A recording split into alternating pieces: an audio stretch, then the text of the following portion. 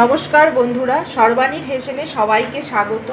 আজকে আমি খুব সাধারণ রান্না করছি বড়ি আর কড়াইশুঁটি দিয়ে লাউ ঘন্ট। তার জন্য দেখো আমি এইখানে একটা ছোট সাইজের লাউ এইভাবে আমি কেটে নিয়েছি। কেটে নিয়ে আমি ধুয়ে রেখে দিয়েছি। এখন আমি কড়াইশুঁটিও একটু ভাপ দিয়ে জলে রেখে দিয়েছি। এই যে কড়াইশুঁটি একটু ভাপ দিয়ে জলে রেখে দিয়েছি যাতে কড়াইশুঁটির গায়ের গন্ধটা, কাঁচা গন্ধটা চলে যায়। তেল আমার গরম হয়ে গিয়েছে। এখন আমি বড়িগুলোকে একটু ভেজে নিচ্ছি। আমি এখানে এক বাটি বড়ি নিয়েছি, ছোট বাটি নিয়ে আমি বড়িগুলোকে ভালো করে ভেজে নিচ্ছি। খুব সাধারণ রান্না লাউ ঘন্ট আমি তোমাদের সাথে শেয়ার করলাম। তোমরা দেখে বলো কেমন হয়েছে।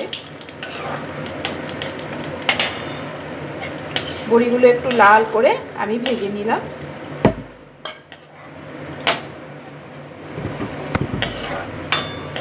বড়িগুলো এইরকম ভাজা হয়েছে, এই যে এরকম ভেজে নিয়েছি।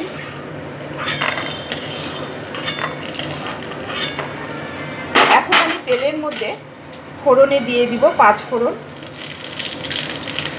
নিরামিষ রান্নাটাই আমি 5 ফোড়নটাই পছন্দ করি। তেজপাতা, একটা শুকনো লঙ্কা দিয়ে আমি ফোড়নটা একটু পুড়িয়ে নিচ্ছি। ফোড়নটা আমার পুড়ে গিয়েছে। এখন আমি আস্তে আস্তে লাউগুলোকে দিয়ে দিলাম।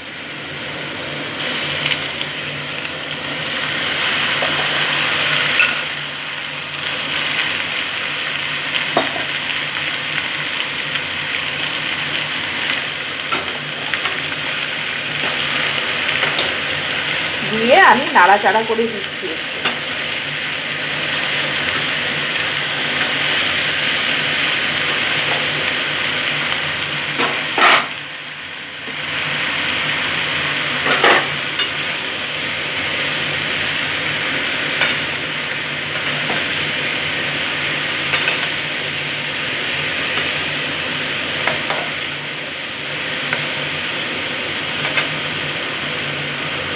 এই লাউয়ের মাঝখানে আমি একটু আদা বাটা, হাফ চামচ আদা বাটা আর হাফ চামচ আমি জিরের গুঁড়ো দিয়ে দিলাম।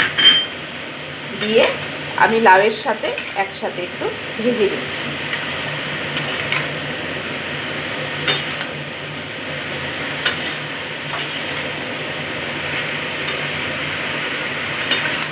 খুব সামান্য জিরের গুঁড়ো, খুব সামান্য আদা বাটা দিয়েছি, যার জন্য আমি আগে দিলাম না, পরেই দিয়ে দিলাম।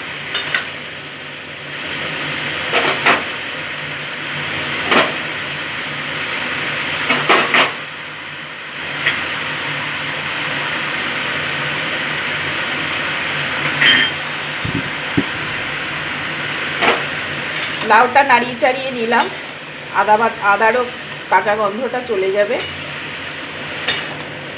এখন এখানে একটা কাঁচা লঙ্কা দিয়ে দিলাম, 1 চামচ চিনি, 1 চামচ নুন আর হাফ চামচ হলুদ দিলাম।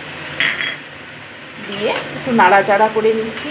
লাউয়ে কোনো জল দেব না, এই নুনেই জলটা বার হবে। এই যে জল অলরেডি বার হওয়া আরম্ভ করে দিয়েছে।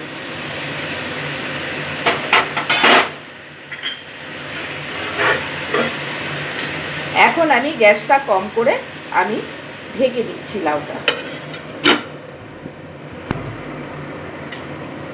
লাউটা আমি এখন একটু চেক করে নিচ্ছি। অনেক জল আছে, এখন অনেক জল বেরিয়েছে লাউটার থেকে। এখন আমি এই যে কড়াইশুঁটি আমি একটু ভাপ দিয়ে নিয়েছিলাম গরম জল দিয়ে, তাতে কড়াইশুঁটির গন্ধটা, কাঁচা গন্ধটা চলে যায়। এখন আমি এটা লাউয়ের মধ্যে দিয়ে দিচ্ছি।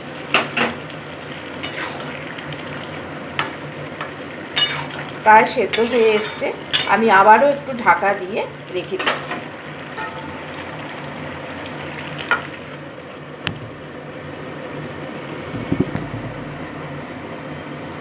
আমি আবারও একটু ঢাকনা খুলে দেখছি, অনেকটা শুকিয়ে এসছে।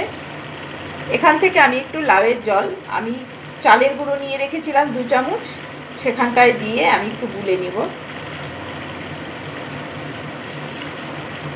একটু লাউয়ের জলটা নিয়ে নিলাম।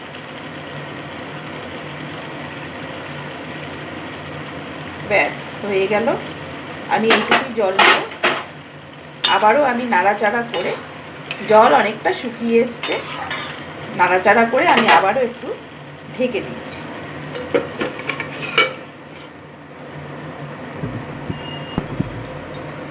ঢাকাটা খুলে দেখছি কি অবস্থায় আছে। ফাইনালি লাউ ঘন্ট হয়েই এসেছে। এই যে এইরকম হয়েছে, সুন্দর হয়েছে। লাউটা ভালোই ছিল, ভালো গলে গিয়েছে। খুব সাধারণ রান্না, খুব সামান্য উপকরণ দিয়ে করলে খুব ভালো লাগে খেতে।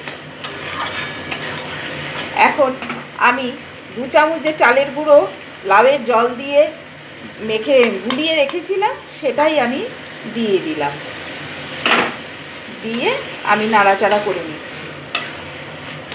তাহলে লাউ ঘন্টটা একটু আঁটো-সাঁটো হবে। সুন্দর হয়েছে।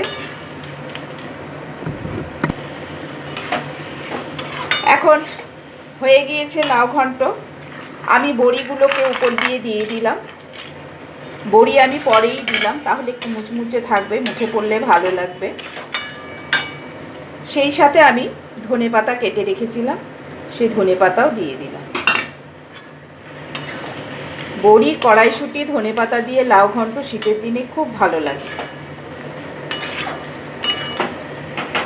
আমি লাউ ঘন্টে হলুদ কম দিয়েছি, যার জন্য এই যে এইরকম রং এসছে। হলুদ বেশি দিলে লাউয়ের গন্ধটা থাকে না, যার জন্য হলুদটা কম দিয়েছি। এখন আমি নামিয়ে নিচ্ছি আস্তে আস্তে।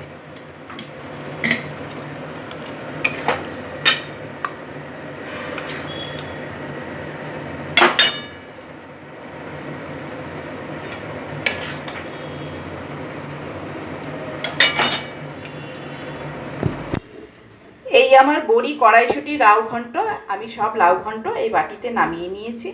এই যে দেখো, দেখে বলো কেমন হয়েছে। এই যে আমার বড়ি, কড়াইশুঁটি, লাউ ঘন্ট।